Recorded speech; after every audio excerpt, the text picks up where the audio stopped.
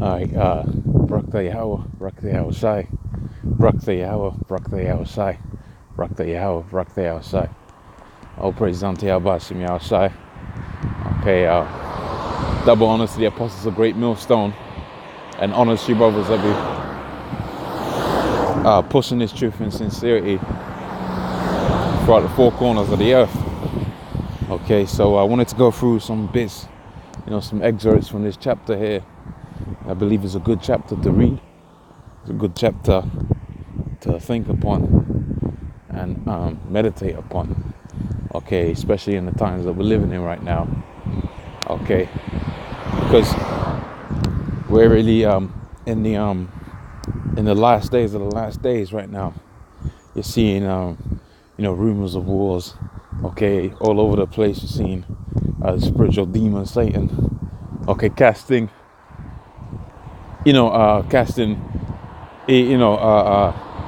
minions to try shake you in his truth.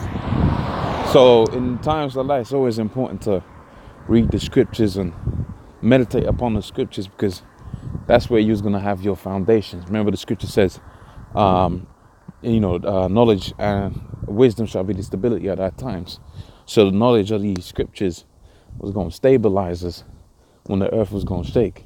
Okay, so it says, the elders which are among you I exhort, who I am also an elder, and a witness of the sufferings of Yahweh Mashiach, and the partaker of the glory that shall be revealed. Okay, feed the flock of the Most High. Now that's point number one. You got to do some work out here, man. Okay, there's a job to be done. Okay, which is the feeding of the flock of Yahweh outside. Okay, all right, the elect. Okay, remember what the Lord said: if you love me, feed my sheep, man, feed my flock. Okay, do the bidding, do the work, man. Okay, and you got some guys out here that get disenchanted. Okay, you had a whole few guys that fell out because they was told to do free videos.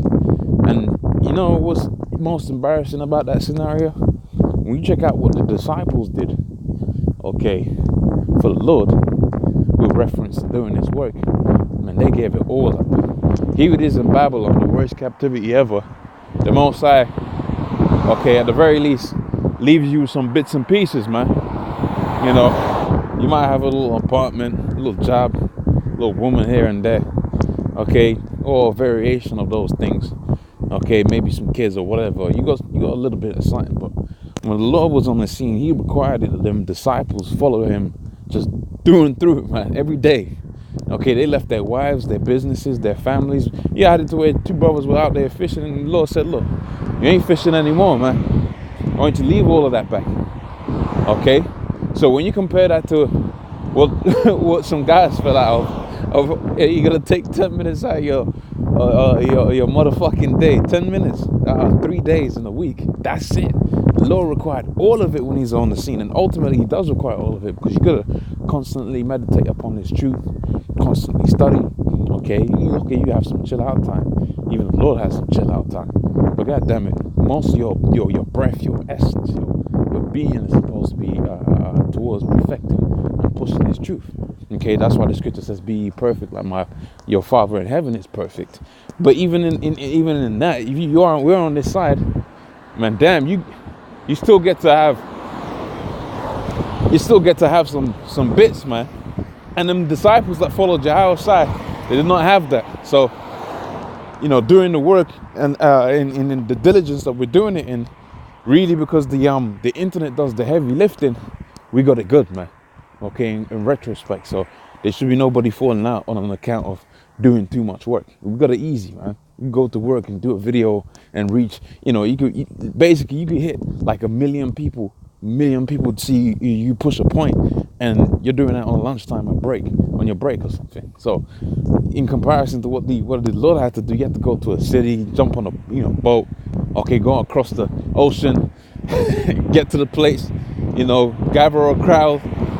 There's more stuff you have to do that involves you actually leaving your life. But now, because we got the internet, it does the heavy lifting. It ain't really that difficult in retrospect. Okay, so it said, feed the flock of the Most High which is among you, right, taking the oversight thereof, not by constraint, but willing, but willingly, not for filthy lucre's sake, but for ready minds. So, stealing money from people that are really just sincere, and using this truth as a means of merchandise. You ain't supposed to be doing that. It says neither as being laws over the Most High's heritage, okay, but being in samples of the flock. And that's dealing with. Don't really check it out. You got the apostles of Great Millstone, the elders. You got the men underneath, the elders underneath them, and then the subsequent brothers onto the least guys, the younger guys. But really, when you check out, how much of people are in Great Millstone, for instance, or follow the teachings of Great Millstone, and it might be maybe a cool 100,000, maybe 144,000, maybe, wink, wink, okay. But that's like that's nothing in comparison to the population of the world, okay. So this is the we're supposed to be an ambassador for Yahweh Shai, each and every one of us, from Elder Tahar on down. And the Elder Tahar, he's the ambassador, and that's like perfect conduct right there. And all the people at Great Millstone are supposed to be underneath that vibration, because we too become ensamples for the rest of these people out here, especially the Israelites, to the end that the book of Isaiah, the 68th chapter, is fulfilled, wherewith it says, that shall be like a likened unto a light atop a hill, okay, and how the different nations was going to come to us and learn of our ways. So we was going to be an example for the rest of the world to be what? For conduct, okay, starting first and foremost with the laws, statutes, commandments of the Most High, the brotherly love we had amidst us. Those are all things that made us who we are, and made us peculiar, okay. It says and when the chief shepherd shall appear, ye shall receive a crown of your glory that fadeth not away. And this is all going into the corruptible crown. And I did a video regarding the corruptible crown maybe 2 weeks ago. And this is an important thing, because you got a lot of cats out there that chase after the corruptible crown, and as a result they fall out of this truth, man. Okay, because they it's corruptible. That's the worst thing about it. It corrupts. Okay, what the Lord's bringing is incorruptible. Okay, it ain't gonna be lost. Okay, it ain't gonna be stolen. It ain't gonna rust. Okay, it ain't gonna mold away.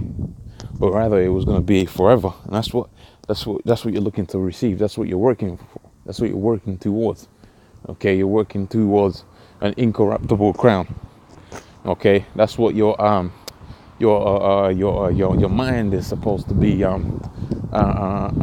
pursuing. Okay, so let's go on to the fifth verse. It says, likewise, ye younger brothers, submit yourselves unto your elders, ye owe, and yea, owe, if you be subjects one to another, and be clothed with the humility, right? For the Most High resisteth the proud, and giveth grace unto the humble. And there's a lot said within that verse right there. I might end up cutting this video into like this chapter into like 2 bits. Maybe do the second bit tomorrow lunchtime, because there's a lot to mention. Okay, so humility is a key within this truth. Okay, you gotta be humble, man. All right. First and foremost, once you realize how much iniquity you did, that's supposed to put you in a state of mindset that, look, hold on a minute, I really ain't, nothing. We got some guys out there that say they ain't nothing, but on when you tell them, look, you got a stain on your shirt, they're saying their righteousness is likened unto filthy rags, and then you tell them they got a stain on their white tee. They got a problem with that. And that's a quote from Dallas too, and I believe it's a beautiful quote, because that exemplifies a lot of people, including myself at times. I pray Yahweh Shai help me out with that particular demon. But you got a lot of individuals, when you say, look, they'll tell you, look, my righteousness is as filthy rags, all of that good shit. But when you tell them you got a stain on your shirt, maybe a little bit of a splatter, okay, for some squeezed ketchup on a white t-shirt, these dudes, man, they'll turn around and try provoke you to anger, okay, after saying all of that, because they don't really see it like that. They're already righteous, and part of the prerequisite of being righteous is looking like you're humble, but you actually have to be humble. And I'll tell you something, if you're of the elect, the Most High will make you humble through the adversity that you're catching. That's why you catch hell too.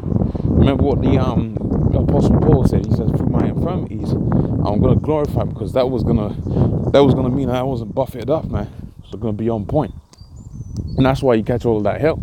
So you see a guy coming to the truth in a 3 Series, or I don't know these cars, but one of them swanky cars, and you know, all the women is flocking to him, and all of this, that, and the third. That's a guy that's probably gonna fall out, man. Okay, because those are not comforts that the Most High is gonna really provide for you within this truth. Now you're gonna have bits and pieces, but because the prerequisite to this truth is humility, the Most High is gonna give you a situation for humility. That's the fuckery about it. You'll be given a situation where you're gonna be humble, because the Most High is gonna take away certain things from you, whether it's your knees. Okay, a lot of brothers got knee problems and knee problems. God damn it, you can't walk that shit off. That will mess up your whole vibe for the rest of the day. Okay, maybe some other issues, you know, broken families or whatever. All of these things that keep you in a state of being humble, because humility is a prerequisite. Okay, so let's touch on some other points within that verse. It says, it says there, be subject to one another. So, you know, if you're subject to your, you know, quote unquote lesser man, then you're gonna be listening to, you know, the younger brothers that are in the camp. I'm not saying do that all the time, because them, you know, that's not what your job is to do. But if the point is on point, then it don't matter where it comes from. That's the end all be all. Okay, if the point is the point, then it don't matter where it comes from. Okay, you get rebuked, deal with it. Okay, but you know, obviously you come up on a certain level, then certain things, remember the scripture says, you know, rebuke not an elder. So certain individuals have gone through all of that, okay, and are exempt from certain situations. But you know, the precept says what it says. You're supposed to, you know, be subject one to another. And that just is dealing with structure, okay, organization, and order. And that's an important thing: structure, organization, and order. Because if you're trying to build a nation up and everything is not organized, then it ain't gonna work, man. Okay, it ain't gonna work. Okay, and let's just hit this last point here: the Most High resisteth the proud, okay, but giveth grace unto the humble. Okay, why do you need grace? Because you know, we're getting into a time where the Most High is gonna be chopping off a lot of people. Okay, he's going to be giving a lot of people the wacko zappo. So humility is important, but it's also important to remember the Most High resisteth the proud. Okay, and pride is just a state of insecurity too anyway. So you find a lot of people that ain't really got a good relationship with the Most High, they'd be hella proud because they're insecure, man. So they got to qualify themselves in the things of the world. Okay, they got to qualify themselves in things that lead it unto pride. Okay, so that's part one.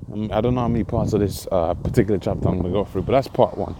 And you know, Lord's will, I get to finish up the rest of this chapter possibly tomorrow, and then maybe even the day after, depending on how many verses there is. There's not too many verses, but we're only going through 5. So I'm gonna say, all praise unto Yahweh Hashem Yahushai.